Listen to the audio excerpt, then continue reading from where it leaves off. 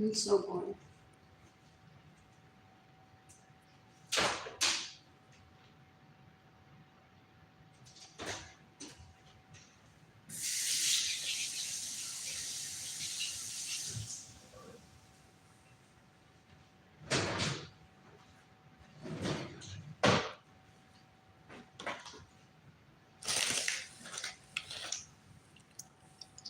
I'm so bored. Has been painful. Just got back from shopping at HEB. I'm gonna shop at Target next week. I got a pizza. I mistakenly I didn't eat anything this morning. So I only got chocolate with creamer. I was thinking that it was the right one. 76 turns into number 3, which is very hard.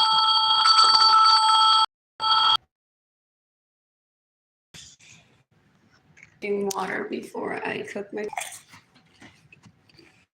Have this in my kitchen. What else? What else? What else? What else? Hold on. So bored.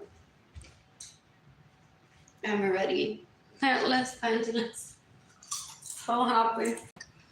T-shirt. What else? What else? What else? What else? What else? What else? What else? So bored. Trying to get energy. So that I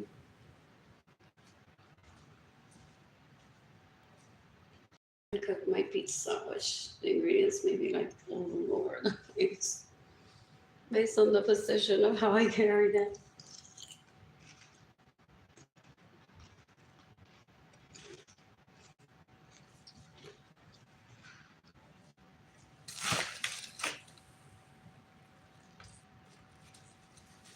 So bored. You can decapitate everyone. That's caused my anxiety, my depression, my glad to dating Kaylani being separated from me. I don't tolerate disrespect towards myself dating Kaylani. You can give me money through PayPal or in person if I trust you. PayPal is AR Blue Sky Designs. Go and lo que estoy pensando straight to my heart. Arlene Lorenzo, INTAYIAFAY. I am tired shop.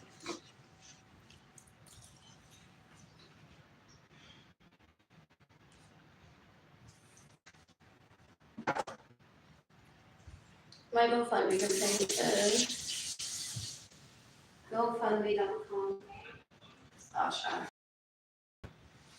Lorenzo Slim. What else?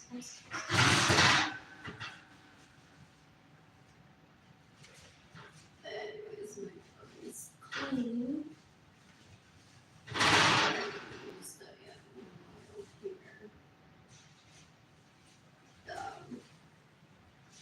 Wiping it down slightly.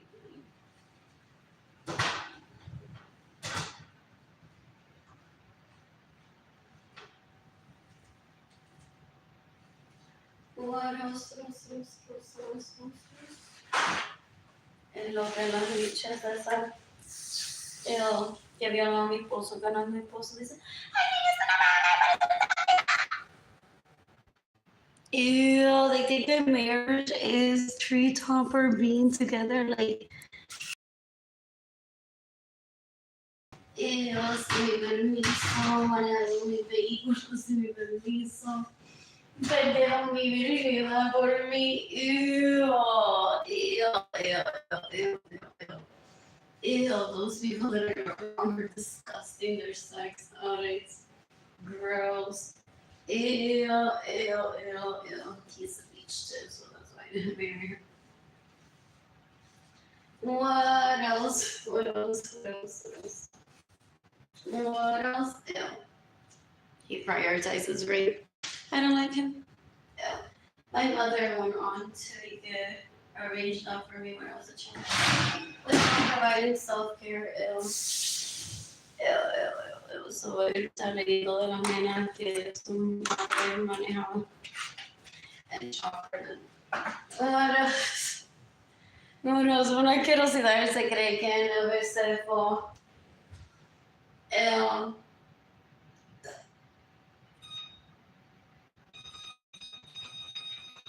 se cree que because he's never seen me driving a vehicle, that I don't know how to drive a vehicle, so I should be killed. So he has a card going on towards me. Because it's like, if she doesn't show me that she knows how to suck dick, I'm gonna kill her. And that would involve her learning how to drive, her learning how to shop, her learning how to take herself to the library. Okay, you already knew all my age. Ew. That was decades ago. You can decapitate me. I mean, so as soon as the sons that rape me, steal my money, and get in the way of me receiving money. They're so gross. Yeah. I mean,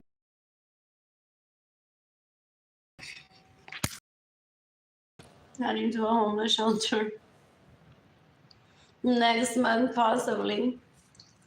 But I don't have money. And those leeches that steal from me, they never stop. They haven't stopped. They're gonna say they haven't stopped stealing from me. After why will they start now? They're so disrespectful. These people are so gross.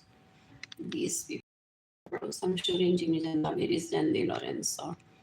Suarez in self-defense one day. I'm shooting Arlene Lorenzo Acevedo in self-defense one day. Todas las cosas creo que porque él la lleva a bailar es una mujer. Da un asco. You can decapitate even how many Suarez Lorenzo sons that rape me, that steal my money. They're leeches full. They terrorize my parents so that my parents don't provide for me.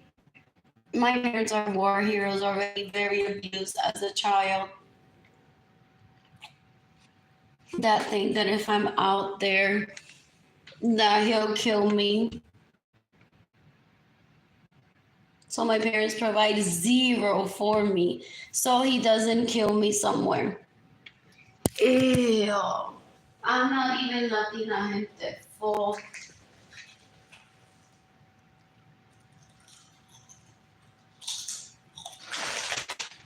Los people malagradecidos. My parents made sure that they wouldn't be homeless in Puerto Rico. Generous too. Y ellos se aprovechan. Ew. I have to work on near me. Once I'm financially open to travel and meet people, I really got the harassment. They killed my babies. I wanted more babies than they did. Here, I could have had more with it here too. They could have wanted 5. I wanted 2. Well, I guess it was started soon. Having babies within here. So I'm like, it's a vanity thing with him and me. Like, I love him. He's so good in my presence.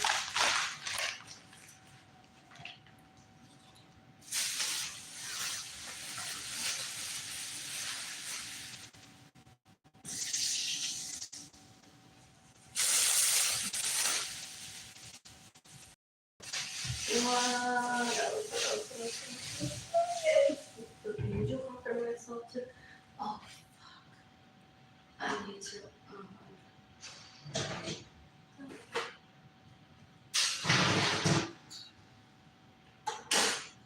Chilean, replacing the consistent.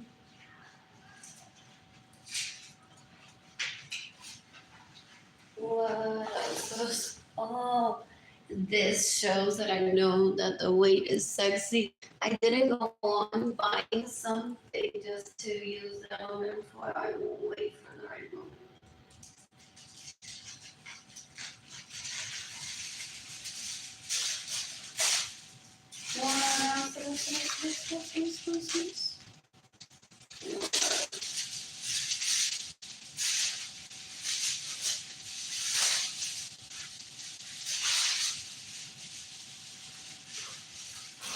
What else? There's so many dishes out there having sex when they people. It's really sex for just putting a penis around or vagina somewhere, either viendo junto, lo que no hay pena. It's embarrassing. Pero ahora leave alone,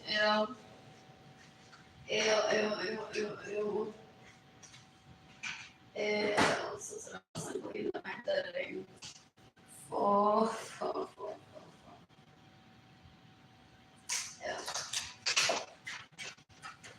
What else? Yes. This is so cool. It's great. I was worried. I got on the wrong bus. Yeah, everything.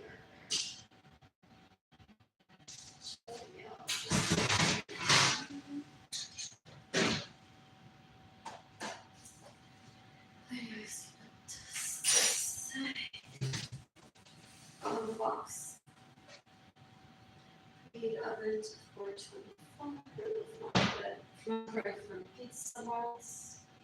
And over place. Pizza where you raise the oven. Oh, great.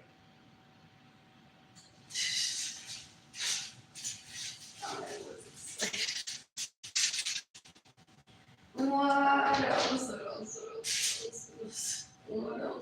Oh, it's on the lower one, so the oven doesn't get dirty. There. Like I knew there was a reason for them.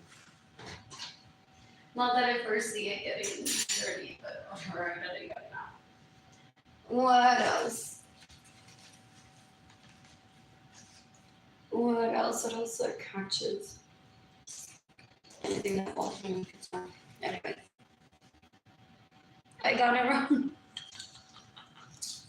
I'm hungry. I have never cooked this pizza before. Still, not mistake it up to be like,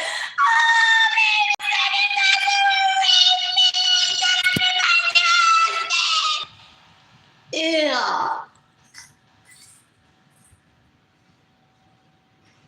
Ellos se creen sufrir todavía.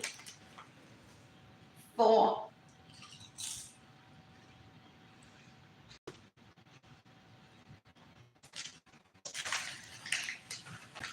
What else? So guess who won his dick today? Like segundo after I started heating my oven. And ella no leyó la instrucción. Para eso no se necesita papel de aluminio. Yo soy mejor mujer que ella. Mámamela a mí.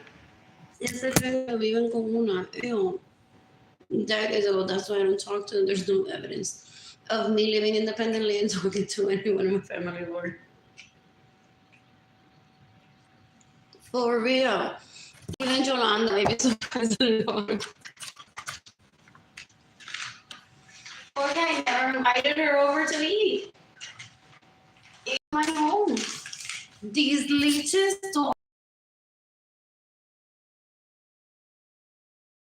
Wow. I'm so bored. Yeah. Anyways, I'm gonna read this. Chapter 5. Common Ground. Fuck my life. Then I took a picture of it. In 1890, my great-grandfather, Edward Kleinenberg, moved from a small village outside Prague to Chicago, and within a few years he settled down on the city's south side. The University of Chicago was founded nearby that same year, but Edward didn't come to the United States. Chicago already had a string of Jewish neighborhoods, with tightly knit communities organized around a synagogue.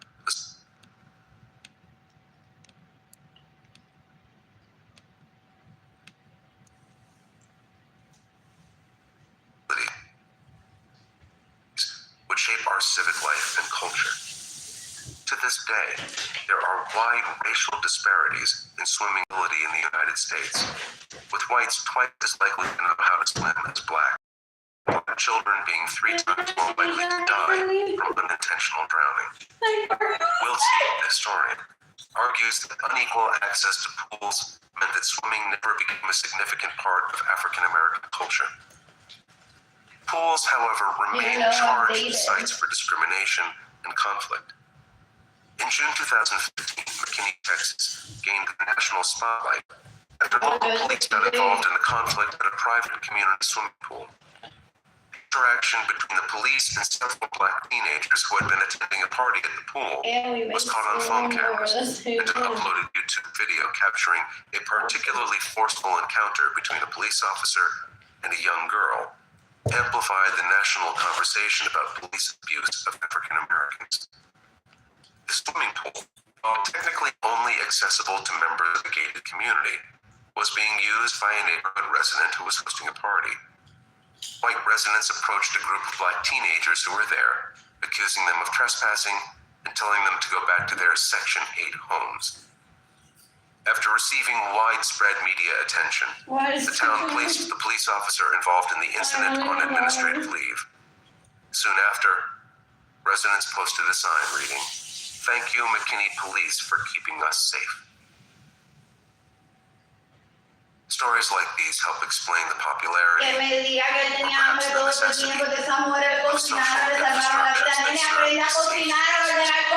excluded groups that are subjected to prejudice, discrimination, and violence.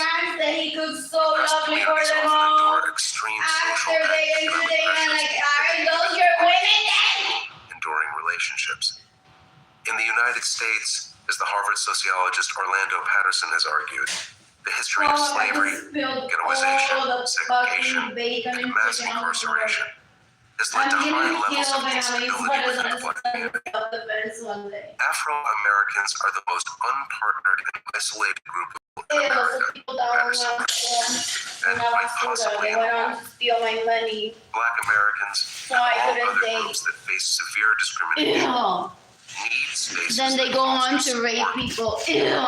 Imagine being in one room, thinking that everyone in town was getting raped that night. Slaves, ethnic minorities, gays and lesbians, the working classes, and the like, have built special places and institutions where they can assemble to make sense of and plan responses to their situation, free from surveillance by the dominant group. The political theorists Nancy Fraser and Michael Warner call these social places counterpublics. Do they gaslight people and say that I'm not in Texas? Tools for civic engagement because they give marginalized groups the private forum they need before engaging other groups.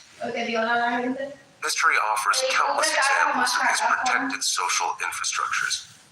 Many, from the mikvahs where observant Jewish women have long convened to provide mutual support, to the bathhouses that anchored gay men's social life for much of the 20th century, involve closed doors that facilitate safe intimacy.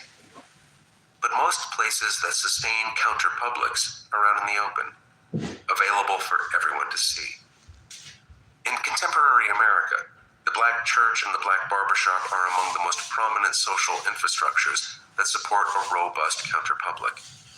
Black barbershops have been vital parts of African American culture and commerce since the first Africans arrived in North America, in part because whites knew little about how to style black hair and showed little interest in learning.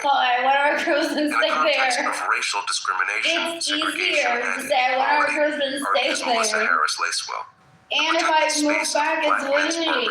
People started doing that in 2019. Diversifies and enriches American civic life.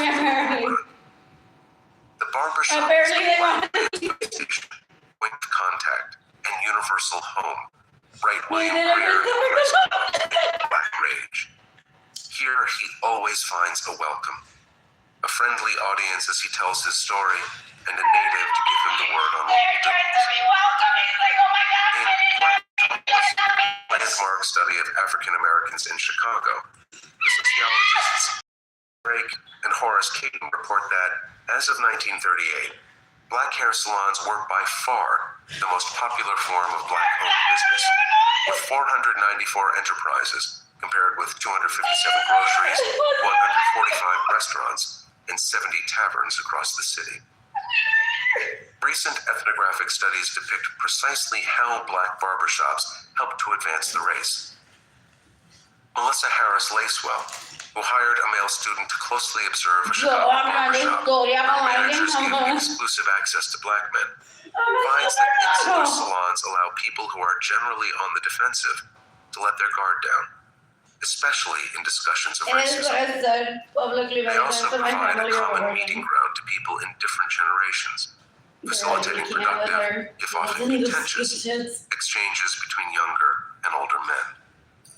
Barbershops and beauty parlors, more than the churches, schools, or the radio, exist as spaces where black people engage each other as peers, Harris Lacewell writes, where nothing is out of bounds for conversation, and where the serious work of figuring it out goes on. In one conversation Harris Lacewell recounts, a young man blames police bias for high rates of traffic tickets given to African Americans, only to be challenged by an older customer, who says the man made himself a target by leaning way back. Although deep whites and keenly aware of contemporary racism, the men were rarely willing to blame whites exclusively for the problems facing African Americans. Harris Lacewell, in the context of the deeply strained historical relationship between Chicago police and Chicago's black residents, the men resisted blanket condemnation of police actions. It also exercises the men's rhetorical muscles. Social exchange in the barbershop can be brutally honest, leading to heated exchanges between verbal combatants. It can also be extremely funny, as the blockbuster film series Barbershop shows. In one memorable scene, Eddie the barber, played by Cedric the entertainer, tells his patrons, "Now, I probably wouldn't say this in front of white folk, but in front of y'all, I'll speak my mind. 1, Rodney King should have got his ass beat for driving drunk and being grown in a Hyundai. 2, OJ did it. And 3, Rosa Parks ain't doing nothing but sit her black ass down." Eddie was loudly challenged by nearly everyone around him as he makes these claims. He's clearly not speaking on behalf of the film's writer or director. The fact that the barbershop controversial ideas and to argue that everyone has a better sense of who they are. People around them have been waiting for decades for the moment that Jagger tells me to get a job, and I go crazy, but Jagger doesn't. The bonds they form provide strength for the social bridging that comes later, making them better prepared to engage the world outside. Bridging divisions in a highly segregated society is notoriously difficult. But as we saw in industrial Chicago, social infrastructures invite us to cross group lines. Social scientists have social infrastructure because they provide physical places where people can assemble, programs that bring people together on a regular basis, and local leaders become advocates for the community.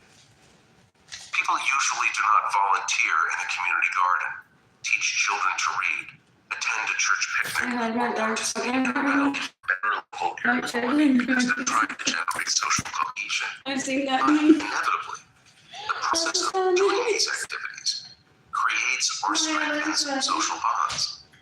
Activity Me and my vagina.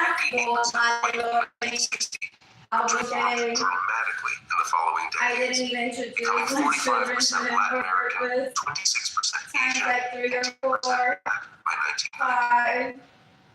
The early stages of neighborhood change were predictably contentious. Both newcomers and old-timers harbored strong stereotypes and prejudices about their neighbors. During the 1960s and 1970s, distrust divided the community. Conflict arguments and misunderstandings were That common. tune as well. The neighborhood had real problems to manage. One of those Landlords started subdividing residential units to increase their profits as migrants entered the area and demand for housing increased. They tried to get Blocks and buildings grew congested, as did local schools. Youth programs were They're disappearing. not gross. Parking was in short They look supply. at the end. Crime was rising, and the city, Ew. mired in a historic fiscal crisis, hate women was like cutting local this. services. I hate Police women response like times slowed.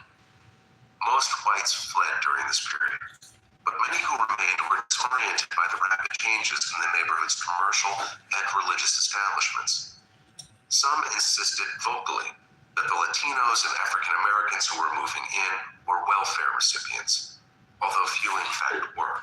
Convenience stores? Blacks and whites often refer to Latinos as illegal aliens. So I Most were not. ate dark chocolate In carrots. 1974, the Chips. chairman of the neighborhood community as people pollution during a public meeting and said he hoped the INS would root them out. Ethnic slurs became standard features of the local parlance.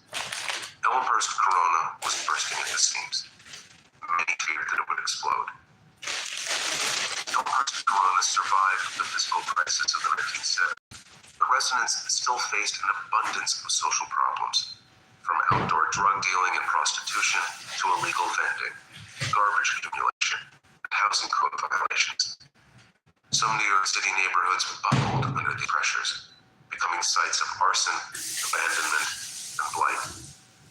In Elmhurst Corona, however, civic associations brought neighbors together to work on quality of life issues, small and large. Often, ordinary residents with no background in politics or activism started hyper-local organizations to combat problems in their own block, and over time joined with neighbors on nearby streets to scale up their campaigns. A key to their success was getting access to the neighborhood's small public and semi-public places, including church basements, senior centers, and common rooms in large apartment buildings, where they hosted meetings and events. Consider one typical example of a civic association that residents created to protest an announcement that their neighborhood police station would be relocated farther away, leaving them more vulnerable. Lucy Schilero, a freelance beautician who had initially gotten involved in the neighborhood because of concerns about parking, took on the warden role, circulating a petition to keep the station nearby. She quickly learned that getting more signatures would require translating the document into all the local languages, and she called meeting after meeting to get the work done. All the people on our block helped, 50 people, she told the anthropologist Roger Sanjak, who led an ethnographic research project in the neighborhood for 13 years. We had everything in Spanish, Greek, Italian, Chinese, Korean, and French. I met Iranians and Turkish people to help translate. Schilero was so energized by the experience that she created the Coalition of United Residents for a Safer Community,